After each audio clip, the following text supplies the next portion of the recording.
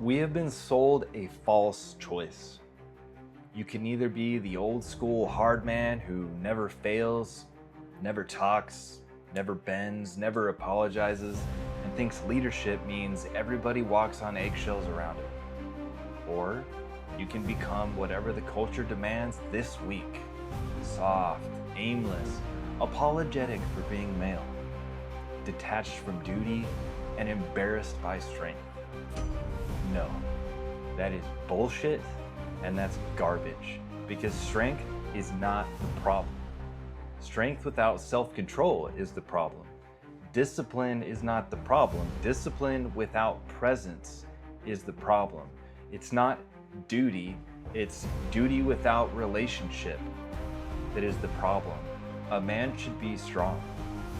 But if people in your home are afraid of your strength, you're not leading them, you're leaking damage. A man should be disciplined, but if your discipline makes you cold, unreachable, and impossible to talk to, what exactly are you building? A man should carry duty, but if duty becomes an excuse to disappear emotionally, then your family gets your paycheck, your labor, your rules, and your silence, but they never get you. That's not fatherhood. That's not leadership, and it's not the standard. So what does better masculinity look like? Start with the first instinct that most men understand. Protection. Protection is one of the oldest duties of a man. And it's a good duty. A father should protect his home. A husband should protect his wife. A man should protect whatever is vulnerable, innocent, and entrusted to him. But protection gets twisted when fear takes the wheel. Because a weak man controls because he is afraid. A strong man protects because he loves. And there is a huge difference, because control says, you will become what I need you to become so I can feel safe. Protection says, I will stand between you and real danger while helping you become strong enough to face life. Control squeezes. Protection steadies. Control humiliates while protection teaches. Control says, because I said so. Protection says, hey, here's why this matters. And men need to hear this. Your home should not be a place where everyone has to guess which version of you is walking through that door. Your wife shouldn't have to read your face like a weather report. And your kids shouldn't have to wonder if today is the day that dad explodes. And it doesn't mean that you have to fake being happy. It doesn't mean that you pretend everything is fine. It means you lead yourself before you try to lead the room. Sometimes leadership sounds like, hey, give me 10 minutes, I'm gonna reset, and then I'm with you. That's not weakness, that's command presence. That is a man knowing that he is carrying pressure and choosing not to dump it on the people he's supposed to protect. Because your family does not just need protection from the world. Sometimes they need protection from the worst version of you. And that's a hard sentence, but it's true. And every honest man knows it. Now let's talk about provision, because provision matters. So don't let anyone tell you that it doesn't. There is honor in waking up tired and going anyway. There's honor in taking the extra shift. There is honor in paying the mortgage, keeping the food in the fridge, building a business, fixing the car, making sure the lights stay on. That stuff matters. But money is not the whole job. A paycheck can support a family, but it can't raise one. If the only thing your family ever gets from you is income, your kids can still grow up father hungry. They can have shoes on their feet and still wonder why dad never looks them in the eyes.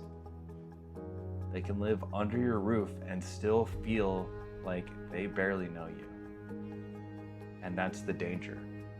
A lot of men provide with their bodies while disappearing with their hearts. And I get why.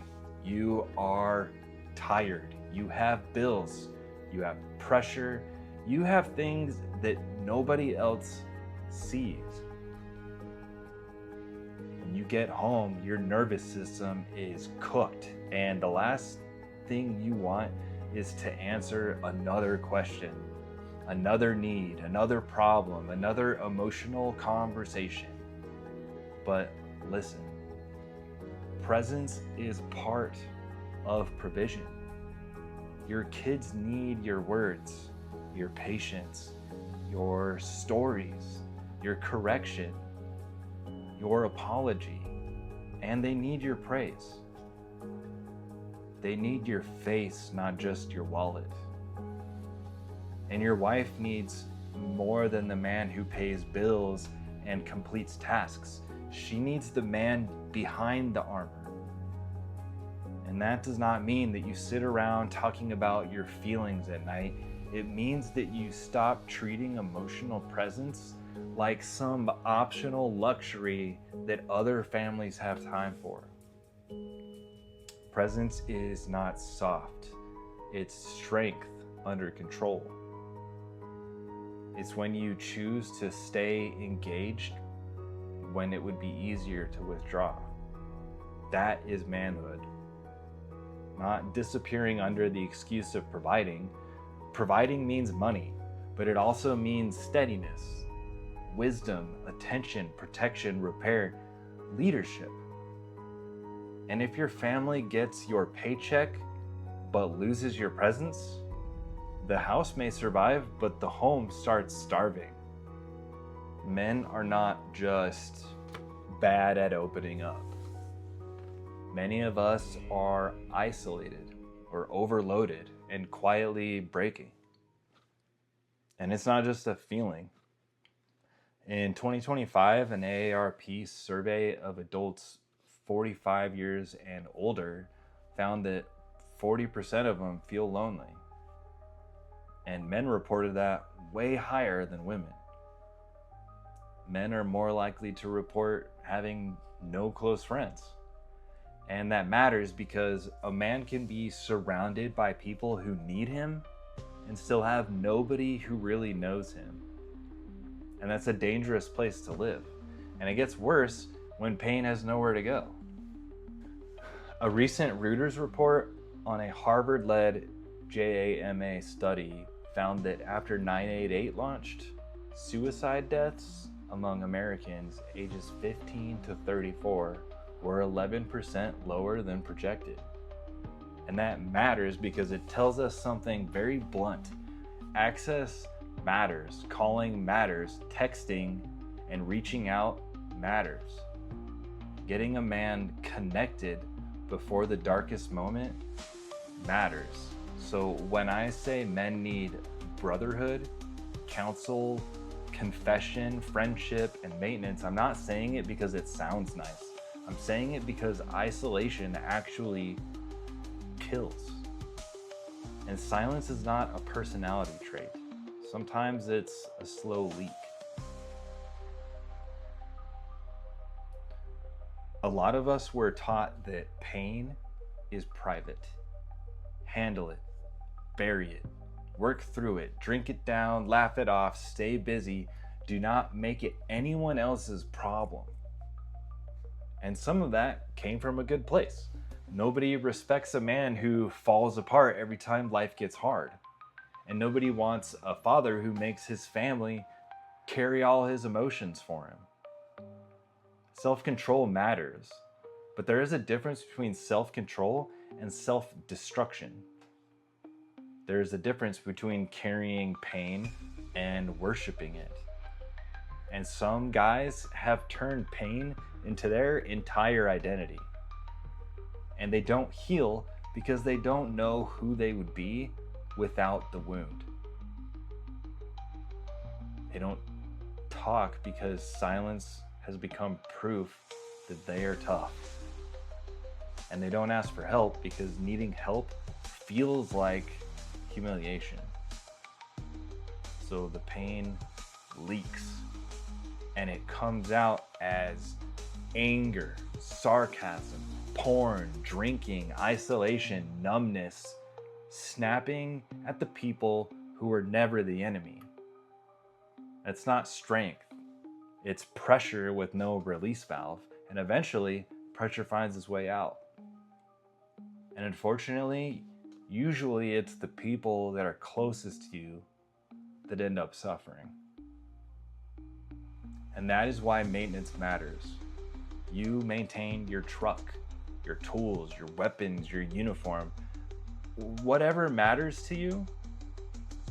But some men will maintain everything except their own soul. And that doesn't work. Call your friend, talk to your counselor, go to the pastor, sit with an older man who has already survived the season that you're in. And if you're in that dark place where staying feels negotiable, please call or text 988 and talk to somebody. It's not because you're weak. It's because choosing to stay is strength. And your kids, your family, they don't need a legend who suffered through silence until he broke. They need their father, their husband, their spouse, their friend, their son. And they need him alive and present, repairing and still fighting. Now, let's talk about brotherhood, because a lot of men do not have friends. They have contacts, they have co-workers, guys they send memes to, and group chats full of jokes, but no honesty. A real brotherhood is different. A brother can look at you and say, "Hey bro, you're off. What's going on?" A real brother challenges you. They will help you move a couch, but he will also tell you when you are becoming a coward. A real brother stands with you, but he will not lie to you. That is what a lot of us are missing. And the old structures used to do some of this. Things like churches, unions, lodges, neighborhoods, veterans groups, working crews or teams, places where men saw each other regularly and were forced to be known over time. A lot of that is gone now, or it's weaker, or it's just fake. So build something. Don't sit around waiting for brotherhood to appear. Builders build. Start breakfast once a month. Text one guy and say, "Hey, Saturday morning, coffee. Are you in?" Join the man's group. Volunteer, train with somebody. Work on something together. Because men bond better shoulder to shoulder more than like face to face. So stop waiting for perfect vulnerability and go do useful things with other men. The talking is gonna come, but it usually comes after the work starts. And if sending that first text feels awkward, good. That means you're probably doing something that actually matters. Now, tradition is a foundation. It's not a cage. And this is where we need to be careful, because some people hear tradition and thinks it means repeating every bad habit from the past. No, tradition is a foundation. It's not a cage. You keep the good, lose the poison, keep discipline, keep duty and honor, and your marriage vows, fatherhood, loyalty, sacrifice. Keep the expectation that men should be useful, strong, and responsible, but lose the silence that destroys families. Lose the temper that makes your kids flinch. Lose the pride that refuses to apologize, or the belief that a dad admitting he was wrong makes him weak. That's not tradition, it's insecurity wearing your grandpa's jacket. A strong man can say, I was wrong, or I handled that badly, or you're right, I need to do better. And when he says that, he's not losing authority, he's teaching character. Your kids are not looking for a perfect father, they're looking for a repairable one. Because they need to see what accountability looks like in a grown man. They don't need to hear a speech about it. They need a living example, because one day your son's gonna mess up. And one day your daughter is gonna choose a man. And one day your kids are going to decide what strength looks like. And whether you like it or not, they are taking notes. And fatherhood is the daily test. Anyone can post a tough guy quote or talk about values. Anyone can say that family matters. But that test is daily. Can you be steady when your toddler's having a meltdown? Can you listen when your wife is wiped out and you're running on empty? Can you stay calm when your teenager rolls their eyes? Can you hold a standard without humiliating your kids? Can you apologize without collapsing into shame? That is the test. And no, you're not going to pass it every time. I know that I don't. Nobody does. But a good father comes back.